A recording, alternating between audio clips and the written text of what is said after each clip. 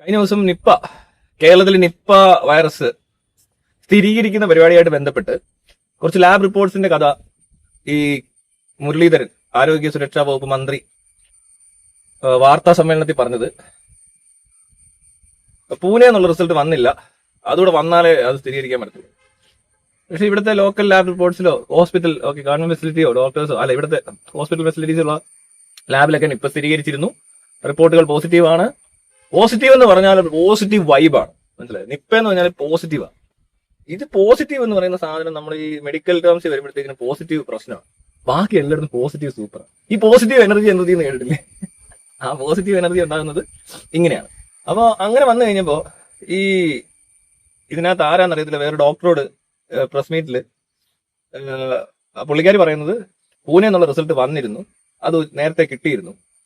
അപ്പോ പത്രക്കാർ ചോദിക്കുവാണ്, മന്ത്രി പറഞ്ഞത് ഈ റിപ്പോർട്ട് വന്നിട്ടില്ലെന്നാണല്ലോ. അപ്പൊ ആ പുള്ളിക്കാരൻ പറയുന്നത് അതല്ല, അത് ഉച്ചയ്ക്ക് വന്നിരുന്നു, അത് പുള്ളിക്കാരൻ പറഞ്ഞത് വേറെന്തോ ആണ്, അതാണ് ഇതാണെന്ന് പറഞ്ഞൊരു മിസ്കമ്മ്യൂണിക്കേഷൻ. ഒന്ന് ആലോചിച്ച് നോക്കി.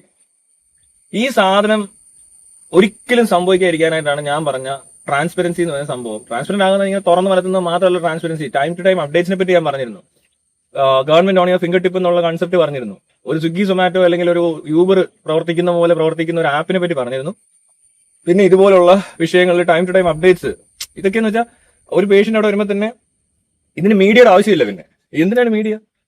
നമ്മളുടെ സൈറ്റിലെല്ലാം കാണാം, നമ്മുടെ ആപ്പിലെല്ലാം അപ്ഡേഷൻ വരുന്നുണ്ട്, നോട്ടിഫിക്കേഷൻ വരുന്നുണ്ട്, ഇവിടുത്തെ സകല സാധനവും വരും. ഈ കാലാവസ്ഥ നിരീക്ഷണ കേന്ദ്രത്തിന് പ്രത്യേക ഒരു നോട്ടിഫിക്കേഷൻ തരേണ്ട കാര്യമൊന്നുമില്ല. അല്ലെങ്കിൽ മറ്റു പല കാര്യങ്ങളുണ്ട്. ഇപ്പൊ ഇവിടെ മഴ പെയ്യും, ഇടിമിന്നല്ല, ഈ കാലാവസ്ഥ നിരീക്ഷണ കേന്ദ്രത്തിൽ നിന്നുള്ള മെസ്സേജുകൾ നമുക്ക് കിട്ടുന്നുണ്ട്. ഇതെല്ലാം ഒറ്റ ആപ്പിനകത്ത് വരും, മനസ്സിലായോ? എപ്പോഴും നോട്ടിഫിക്കേഷൻ വന്നുകൊണ്ടിരിക്കും. ഗവൺമെന്റോട് റിലേറ്റ് ചെയ്ത സാധനങ്ങൾക്ക് നോട്ടിഫിക്കേഷൻ കണ്ടിരിക്കും. നിങ്ങൾക്ക് ഓരോ ഡിപ്പാർട്ട്മെന്റിലേക്ക് ഇടയ്ക്കൊക്കെ വേണേൽ ചുമ്മാ ഇരിക്കുമ്പോൾ ചെക്ക് ചെയ്യാം. ഇവിടെ ഈ നാട്ടുകാരുടെ കുറ്റം പറഞ്ഞുകൊണ്ടിരിക്കുന്ന നേരത്തെ ഈ അയൽവക്കത്തോട്ടൊക്കെ നോക്കി അല്ലെങ്കിൽ വല്ല ആണുങ്ങളും പെണ്ണുങ്ങളും അതിൽ തെണ്ടിപ്പിന് നടപ്പുണ്ടോ എന്നൊക്കെയുള്ള നോട്ടം നിർത്തിയിട്ട് ഗവൺമെന്റിന്റെ പ്രവർത്തനങ്ങൾ അല്ലെങ്കിൽ ഇതുപോലുള്ള വിഷയങ്ങൾ നടക്കുമ്പോൾ ഇവിടെ എന്തൊക്കെയാണ് ചെയ്തത്, ഇനി എന്തെങ്കിലും ചെയ്യാനുണ്ടോ എന്നൊക്കെയുള്ള കാര്യങ്ങൾ എല്ലാവരും ഒന്ന് ആലോചിക്കുന്നത് നല്ലതായിരിക്കും. കാരണം ഞാനിപ്പോ ഈ കാര്യങ്ങൾ കണ്ട് ഇതൊന്നും ഞാൻ ചിന്തിക്കുന്ന വിഷയമല്ല. നമ്മൾ നേരത്തെ സിനിമയും കണ്ട് പാട്ടും കേട്ട് ക്രിക്കറ്റും ഒക്കെ കണ്ട് ഫുട്ബോളും ഒക്കെ കണ്ട് മെസ്സിയുടെ അല്ലെങ്കിൽ നെയ്മറിന്റെ കാലൊടിഞ്ഞതാണോ, അതുപോലെ തന്നെ മോഹൻലാലിന്റെ വിഗിന്റെ വില എത്ര, അല്ലെങ്കിൽ മോഹൻലാൽ ഉപയോഗിക്കുന്ന നാപ്കിന്റെ വില എത്ര എന്നൊക്കെ ചോദിച്ചുകൊണ്ട് നടക്കുന്ന ഒരു പരിപാടിയായിട്ട് നടന്നിട്ടുണ്ട്, ശരിയാണ്. പക്ഷെ അത് കൂടാതെ നമ്മൾ ഇങ്ങനെ ഒരു കാര്യത്തിൽ കുറച്ച് ബോധവാന്മാരാകുകയും അതുപോലെ തന്നെ ഇത്തരം കാര്യങ്ങൾ ശ്രദ്ധിച്ചാൽ നമുക്ക് അതിനകത്ത് കുറെ സൊല്യൂഷൻസ് കണ്ടുപിടിക്കാൻ പറ്റും. നമുക്ക് തന്നെ തോന്നും ഇതല്ലല്ലോ ശരി, നമുക്ക് മറ്റൊരു രീതിയിൽ ഇതാക്കാൻ പറ്റും. ഏറ്റവും ഇമ്പോർട്ടന്റ് ആയിട്ട് ഒരു മനുഷ്യൻ ഒരു രാജ്യത്ത് ചെയ്യേണ്ട കാര്യം എന്ന് പറയുന്നത് ശരിക്കും ഇതാണ്. അല്ലാതെ ഈ മണ്ടന്മാരായ സിനിമാടന്മാരെയും ഫോളോ ചെയ്ത് യുവമാരുടെ ഉടുപ്പ് മേടിച്ചിട്ടൊന്നും കാര്യമില്ല. മഹാമണ്ടത്തരം അത്. ഏറ്റവും എനിക്ക് തോന്നുന്നു ഒരു മാനസിക വളർച്ച പറ്റാത്ത ചില ആളുകളുണ്ട്, ജനറ്റിക്കലി ചിലപ്പോൾ അവർക്ക് എന്തെങ്കിലും അങ്ങനത്തെ വിഷയങ്ങളുണ്ടാവും. അതും അല്ലെങ്കിൽ അത് തന്നെയാണ് വിഷയം, അത് മാത്രമാണ് വിഷയം. പിന്നെ സാഹചര്യങ്ങളുകൊണ്ട് എഡ്യൂക്കേഷൻ ഇല്ലാതെ പോയി, അല്ലെങ്കിൽ എന്താ പറയണ്ടേ, തീരെ അറിവ് കിട്ടാതെയും വിവരം ഇല്ലാതെ ആയി പോയ ആളുകളുടെ വലിയ കാര്യങ്ങൾ തന്നെയാണ് ഈ സിനിമ എന്നൊക്കെ പറഞ്ഞുകൊണ്ടിരുന്ന് സംസാരിക്കുന്നത്. അല്ലെ പിന്നെ സിനിമ പ്രവർത്തകരായിരിക്കണം, അവർ സിനിമയെ പറ്റി പഠിക്കുകയോ റിസർച്ച് ചെയ്യുകയോ ചെയ്ത് കഴിഞ്ഞാൽ കൊള്ളാം. പക്ഷെ ഇത് അങ്ങനെയല്ല. ഒരു കോമൺ മാൻ ശരിക്കും ശ്രദ്ധിക്കേണ്ട സ്ഥലങ്ങൾ ഇതൊന്നുമല്ല. ഒന്ന് അവന്റെ കാര്യങ്ങൾ ഭംഗിയായിട്ട് നടക്കണം, ഇത് നടക്കത്തില്ല. ഈ സിനിമാന്മാരുടെ പുറകെ നടക്കുന്നവന്റെ വല്ല കാര്യം നടക്കും. ഇവരെന്ത് മണ്ടന്മാർ, വിവരമില്ലാത്തവർ തിയേറ്ററിന് മുന്നിൽ കിടന്ന് ഇങ്ങനെ നടക്കുന്ന വിവരദോഷികളായിരിക്കും. അതങ്ങോട്ട് നിർത്തിയിട്ട് അത് പക്ഷേ ഇപ്പോൾ എഡ്യൂക്കേറ്റഡ് ആയിട്ടുള്ള പലർക്കും ആ തെറ്റിദ്ധാരണ ഉണ്ടായിട്ടുണ്ട്. സിനിമയെ പറ്റി അങ്ങോട്ടും ഇങ്ങോട്ടും പറയാം, സിനിമയെ പറ്റി എന്തെങ്കിലും സംസാരിച്ച് കഴിഞ്ഞാൽ ആരാണ്ടൊക്കെ വന്ന് സംസാരിക്കും, അങ്ങനെയൊക്കെ. അത് വളരെ കോമൺ ആയിട്ട് സംസാരിക്കാൻ പറ്റുന്ന വിഷയം. ഒരു കഥയൊക്കെ പറഞ്ഞിട്ടിരിക്കും. അത് നിർത്തണം, അത് നിർത്താൻ പറ്റും. പിന്നെ ഈ മീഡിയ പറയുന്ന കള്ളത്തരങ്ങൾ. ഇപ്പൊ ഒരു പോലീസ് കേസ് ഉണ്ടായി, അപ്പൊ ഇവര് വന്നൊരു കഥയൊക്കെ പറയുക ഇതിങ്ങനെയാണ്. അങ്ങനെയല്ല. പോലീസ് അപ്ഡേറ്റ് ചെയ്യുന്ന എന്തോ അത് ഇത്ര നേരത്തിനുള്ളിൽ എഫ്ഐആർ ഇട്ടോന്ന് വരാനാണ്. എന്റെയൊക്കെ കേസിൽ ബാലയുടെയൊക്കെ എഫ്ഐആർ വരുന്നത് രാത്രി 10 മണിക്ക് പോയിട്ട് രാവിലെ 3 മണി വരെ പിടിച്ചു വെച്ചോണ്ടിരുന്നിട്ട് ആരും കാണാത്ത സമയത്ത് എഫ്ഐആർ ഇട്ടിട്ട് അതിനകത്ത് തോക്കേന്ന് അതിന്റെ വാതിക്ക് എന്ന് പലരും പറഞ്ഞു. മീഡിയയിലെ വാർത്ത വരെ വന്നു തോക്കും കൊണ്ടാ വന്നത്.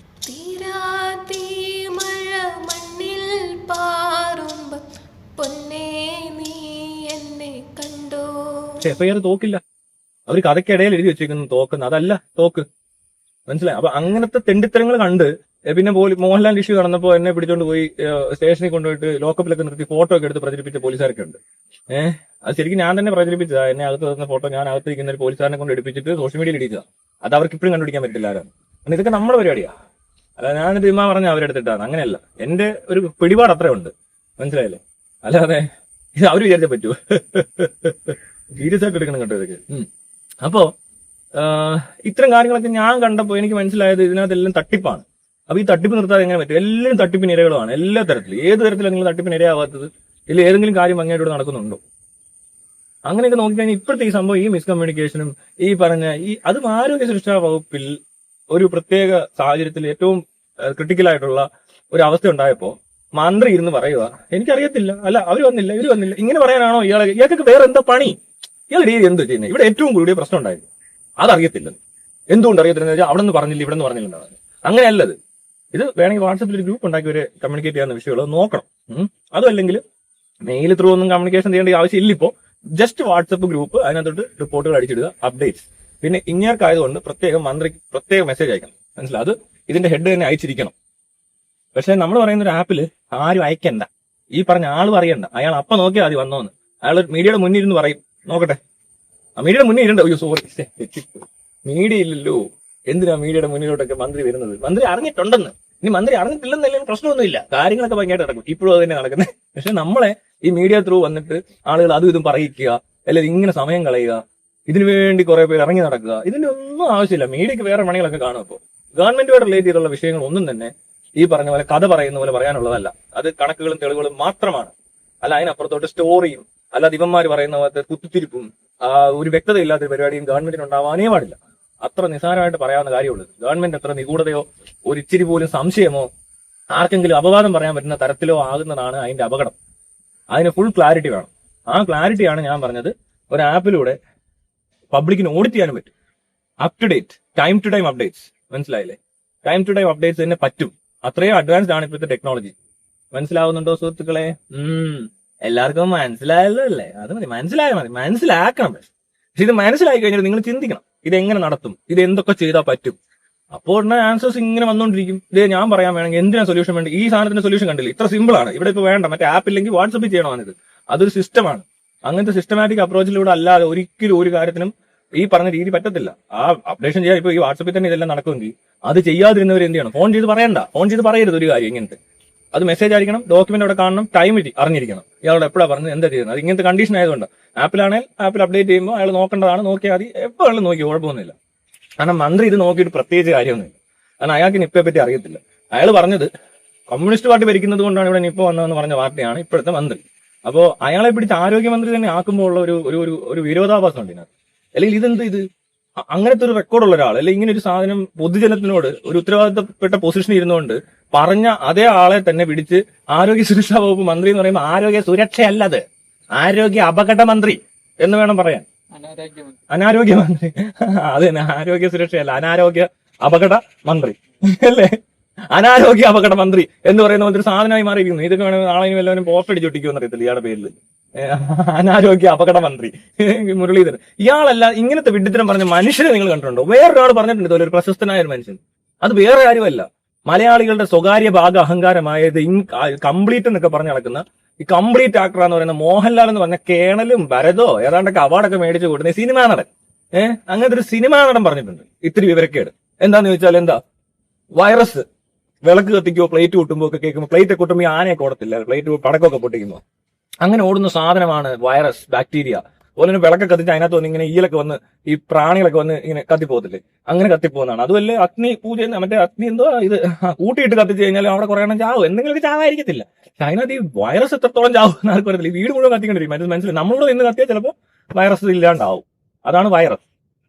അങ്ങനെ ഹോസ്റ്റലിലെ പിന്നെ വൈറസിന് ജീവിക്കാൻ പറ്റത്തില്ല, അങ്ങനെയല്ലേ അല്ലേ? അതെ.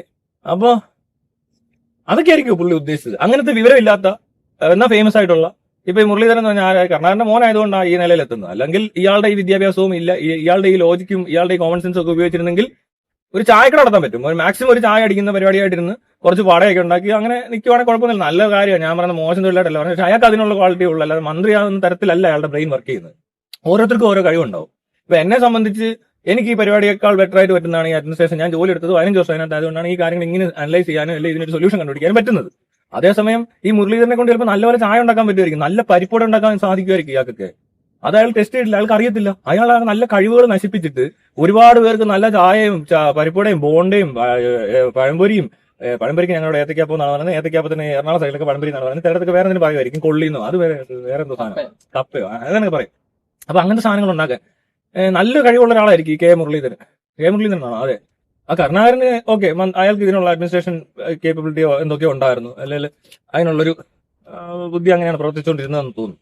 അത് കുറച്ചുകൂടി ബെറ്റർ ആണ്. പക്ഷെ എന്ന് പറഞ്ഞാൽ മക്കൾക്ക് അത് കഴിവുണ്ടാണോ എന്നില്ല. കാരണം കരുണാകരന്റെ അപ്പന്റെ അപ്പൻ ആരാണോ അതുപോലെയാണോ കരുണാകരൻ ചോദിക്കേണ്ടി വരും. മോഹൻലാലിന്റെ അപ്പൻ ആരാണോ അയാളല്ലല്ലോ മോഹൻലാൽ ആയത്.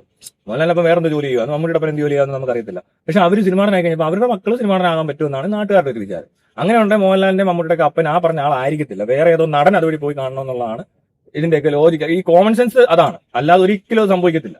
അങ്ങനത്തെ വൃത്തികെട്ട ചിന്താഗതികൾ അവര് തന്നെ പറഞ്ഞ്, അല്ലെങ്കിൽ അവര് തന്നെ വിചാരിക്കുവാണ് എന്റെ അപ്പൻ ഇന്ന ആളല്ല, കാരണം എന്റെ മോൻ എന്നെ പോലെയാണെന്നും അവൻ എല്ലാ കഴിവും എന്റെ ആണെന്നും അവൻ സിനിമയിൽ അഭിനയിക്കാനാണ് കഴിവുള്ളവരെന്നും പറയുന്ന ഇവനൊക്കെ ആ നാട്ടുകാരടക്കം, ഈ നാട്ടുകാരുടെ ഒരു പൊട്ടബുദ്ധിയാണ്.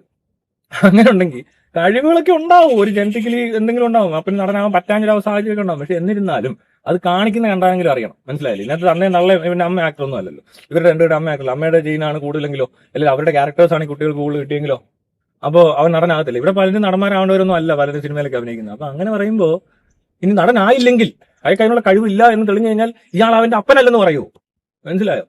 എന്റെ നമ്മുടെ അച്ഛമാമൻ ചോദിച്ച പോലെ പശുവാണ് നിന്റെയൊക്കെ തള്ളയെങ്കിൽ കാളയാണോ നിന്റെ തന്ത എന്നൊക്കെ ചോദിച്ച പോലെ എങ്ങനെ പറയും ഇതൊക്കെ? ഇങ്ങനെയാണ് ഇവര് മനസ്സിലാക്കുന്ന ഓരോ കാര്യങ്ങൾ. അപ്പൊ അതുകൊണ്ട് ഈ നെപ്പോട്ടിക് കിഡ്സും ഇമാതിരി പിൻവാതിലും ബന്ധുക്കളുടെ പരിപാടി ഒന്നും ആയിട്ട് നടത്തേണ്ട സംഭവം അല്ല ഇത്. പാരമ്പര്യമായിട്ട് ഒരു പഴവും കിട്ടുന്നില്ല. രാഹുൽ ഗാന്ധി തെണ്ടി തിരിയുക. അവന്റെ നാട്ടിൽ പോലും ഏതോ സ്വന്തം വീടിന് ചുറ്റുമുള്ളവർ വോട്ട് ചെയ്യാഞ്ഞിട്ട് വേറൊരു നാട്ടിൽ വന്ന് അറിയാത്തവരുടെ ഏതോ മലമുട്ടി കിടക്കുക വന്ന് അവിടെ നിന്ന് ജയിക്കത്തുള്ളെന്ന്. ഇവനൊക്കെ അവന്റെ നാട്ടിലപ്പോ എന്താ ചെയ്തോണ്ടിരുന്നത്? ഇവന് കൂട്ടുകാർ പോലും ഇല്ല അവിടെ നിന്ന്. എനിക്ക് അറിയാൻ വേണ്ടി ചോദിക്കും, സ്വന്തം നാട്ടിൽ സ്വന്തം ഭാഷ സംസാരിക്കുന്നിടത്ത് വീട്ടിൽ ആ പറഞ്ഞ പോലെ അയൽവക്കത്തോട്ട് അങ്ങോട്ട് ഈ നാട്ടിൽ ആർക്കാ, എന്റെയൊക്കെ നാട്ടിൽ എനിക്കറിയാത്ത ആൾക്കാരില്ല. പിന്നെ വോട്ടാക്കാനുള്ള സാധനം ഞാനും ചെയ്തിട്ടില്ല, അങ്ങനെ ഒരു ആവശ്യം എനിക്കില്ല. സീരിയസ് ആയിട്ടാണ് വല്ല പാർട്ടിയുടെ ലെവലിലാണ് ഞാൻ അവിടെ സുഖമായിട്ട് ജയിച്ചു, അത്രേ ഉള്ളൂ അതിന്റെ കാര്യം. അവിടെ ഈ നിന്നവന്മാരെക്കാളൊക്കെ ബെറ്റർ ആയിട്ട് ആൾക്കാർക്ക് അറിയാവുന്ന ആളുമാണ്. എന്നെ പറ്റി ആവശ്യമില്ലാത്ത കംപ്ലൈൻസ് ഒന്നും കൊണ്ട് അങ്ങനെ ഒന്നും ഇട്ട് ഇല്ലതാൻ, മനസ്സിലായോ? പക്ഷെ അടുത്ത പ്രാവശ്യം ചിലപ്പോൾ ഇതിൽ കൂടുതൽ വോട്ടൊന്നല്ല, ചിലപ്പോൾ ഞാൻ ജയിക്കും, അങ്ങനെയുള്ള സാധ്യത ഉണ്ട്. കാരണം ഞാൻ ആ നാട് വിട്ടിട്ട് 12-13 വർഷമായിരുന്നു, അങ്ങോട്ടൊന്നും പോകാറൊന്നുമില്ല. ഒരുപാട് കൂട്ടുകാരൊക്കെ ഉണ്ട്, അല്ല ആരോടൊന്നും സംസാരിക്കാറില്ല, ഇടപെടാറില്ല, അതുകൊണ്ടൊക്കെ പറ്റിപ്പോയത്, അല്ലാതെ ഇതൊന്നും അല്ല അവിടെ നടക്കുന്നത്. അപ്പോൾ അതുപോലെ എനിക്ക് നാട്ടുകാരൊക്കെ അറിയാം. അതൊക്കെ നമ്മൾ ഇത്രയും ഈ ബേസ് ആണ് എന്റെ ഒന്ന് ആലോചിക്കും. ഈ രാഹുൽ ഗാന്ധിയെ പോലെ വല്ല എന്റെ അപ്പം വല്ല രാജീവ് ഗാന്ധി വല്ല ആണെന്നല്ലേ വേണ്ടി മോഹൻലാലിനെ പോലെ ഏതെങ്കിലും വലിയ നടനാണെങ്കിൽ ഇന്ന് കേരളം കണ്ട ഏറ്റവും വലിയ സംവിധാനം ഞാനായിരിക്കും. നടനാവത്തില്ല. അങ്ങനെ ഓണനെ പിടിക്കാനാണ് നമ്മൾ പോകുന്നത് ഇവിടുന്ന്, മനസ്സിലായി? അതിനുള്ള പിള്ളേരെ അറേഞ്ച് ചെയ്തായിരിക്കും പരിപാടി. അല്ലാതെ ഇവിടുത്തെ തീട്ടപ്പടം ഇവിടെ ഇവന്മാരെ പോലെ പൊട്ട് കളിച്ച് വിവരമില്ലാത്തവന്മാരെ പോലെ ജീവിക്കാനല്ല എനിക്ക് താല്പര്യം, മനസ്സിലായോ? അതുകൊണ്ടാണ് ട്രാൻസ്പെറന്റ് ആയിട്ടുള്ള സിസ്റ്റം ഡെവലപ്പ് ചെയ്യാൻ തീരുമാനിച്ചത്. ഇന്ത്യയിൽ ആദ്യമായിട്ടാണ് അങ്ങനെ ഒരു സിസ്റ്റം. അതേതാ ഫ്ലൈറ്റ് ഒരു കാക്ക പറക്കുന്നുണ്ടോ? കാക്കയാണോ അത്? പരുന്താ? രണ്ടുകൂടെ ഒന്നിച്ച് പോയതാണ്. നല്ല രസമാണ് ആ ഫ്രെയിം, നോക്കി എടുത്തു. പോർട്രേറ്റ് അടിപൊളിയായിരിക്കും. പോർട്രേറ്റ് ലാൻഡ്സ്കേപ്പ് ആണ് പൊളി. കണ്ട് ഇത് രണ്ടുകൂടെ കിട്ടിയില്ല, ക്രോസ് ചെയ്ത ടൈം ഉണ്ടാണ്, കണ്ടാണോ? അടിപൊളിയാണത്, അങ്ങനെ കിട്ടത്തില്ല. രണ്ട് പക്ഷിയും ഈ ഇതും അല്ലാതെ എന്തെങ്കിലും ഒരെണ്ണം ആകാശത്തുണ്ടോ? ഒരെണ്ണം അങ്ങോട്ടും പോയി, ഒരെണ്ണം ഇങ്ങോട്ടും പോയി. ഭാഗ്യം അത് കിട്ടാഞ്ഞത്. അല്ലെ തനിക്കൊക്കെ കിട്ടിയത് താനൊക്കെ അഹങ്കരിച്ച് എന്നെ പോലെ കഴിവുള്ള ഒരാൾ ഇത് കണ്ടുപിടിച്ച് കൊടുക്കുമ്പോ അതിന്റെ ഫോട്ടോ എടുത്തിട്ട് നാട്ടുകാരെ കാണിച്ച് കാശുണ്ടാക്കുന്ന നിന്നെ പോലുള്ള ആളുകളുള്ളതായി ഈ നാടിന്റെ ശാപം. I'm I'm I'm I'm I'm നാടിന്റെ ശാപം എന്നല്ല, നിനക്കറിയത്തില്ല എന്നെ. കാക്കിയിട്ട് കൈ നേരെ കോങ്ങിയാൽ എനിക്കൊന്നും കൽവില്ല, എനിക്കൊന്നും കോകൂ. മാധവ് സുരേഷ് മാധവ് സുരേഷ് അങ്ങനെയൊക്കെ ആയിരിക്കും പറയുന്നത്.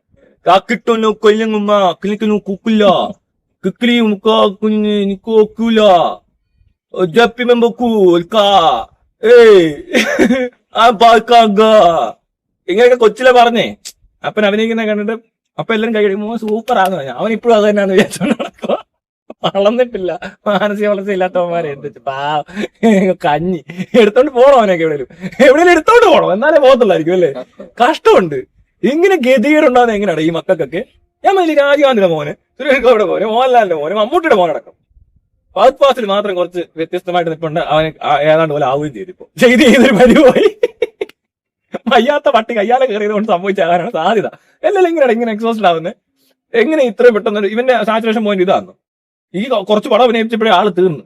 വയ്യ തീരെ വയ്യാതായി. അങ്ങനെ അല്ലത്, അങ്ങനെ വരത്തില്ല. മോഹൻലാൽ മമ്മൂട്ടിയൊക്കെ ചത്തുപോയനെ ഇവന് അല്ലേ?